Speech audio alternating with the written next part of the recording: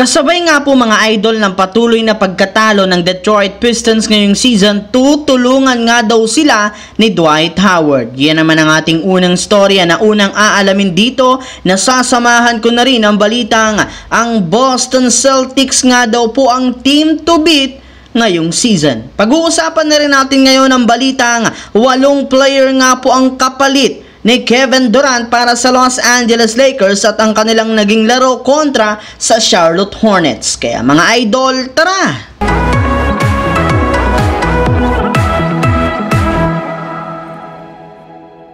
Sinubukan nga sana mga idol ng Detroit Pistons na maputol ang kanilang napakahabang lose streak matapos silang maagang lumamang sa kanilang game ngayong araw kontra sa Boston Celtics sa pangunguna ni Cade Cunningham. Ngunit sadyang hindi pa rin naman naprotektahan hanggang sa dulo ang kanilang kalamangan. Kaya sa huli, natalo pa rin sila at umabot na sa 28 games ang kanilang lose streak ngayong season na kinagalit ng husto ng kanilang mga fans. At kasabay nga po mga idol ng sunod-sunod na talo ng Pistons, mismong si Dwight Howard na rin naman ang gustong tumulong sa kanila. Ayon nga po dito sa naging pahayag niya sa social media account, kung gusto nga po ng Detroit Pistons na makakuha ng panalo, kailangan nga po nilang kunin ang mga veteranong player na katulad niya na hindi naglalaro ngayon sa NBA. Bukod nga po dyan, dapat rin naman nga pong kunin ng Pistons sina John Wall, Michael Beasley, Isaiah Thomas at si DeMarcus Cousins.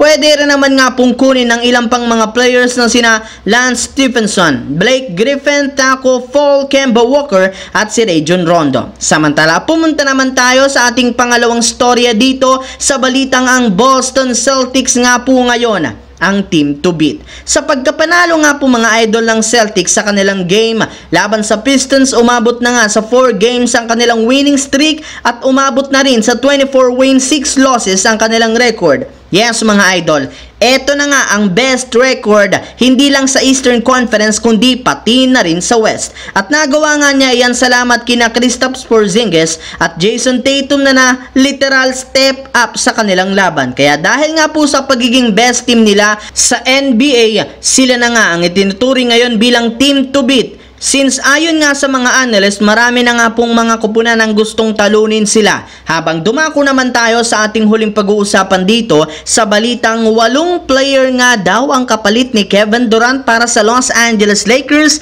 at ang kanilang naging laro kontra sa Charlotte Hornets. Kalat na kalat nga po mga idol sa social media ang balitang posibleng pagkuha ng Los Angeles Lakers kay Kevin Durant sa pamamagitan ng malakihang trade. Sa ganyang paraan, mabubuo ng Lakers ang may na pinakamalakas na Big 3 sa kasaysayan ng NBA na kinabibilangan nina Kevin Durant, LeBron James at Anthony Davis. Ngunit hindi rin naman nga magiging madali para sa kanilang team ang pagbuo nito, gayong ayon nga sa lumabas sa balita, kailangan nga po nila ditong magsakripisyo ng at least 8 player na bubuuhin nina D'Angelo Russell, Rui Hachimura, Taurean Prince, Max Christie, 2 future first round pick at 2 future second round pick. At kapag ginawa nga niya yan, sigurado nga po na masisira ng husto ang kanilang buong lineup at ang future ng Los Angeles Lakers. And speaking of Lakers mga idol, bago pa man magsimula ang kanilang laro ngayong araw kontra sa Charlotte Hornets,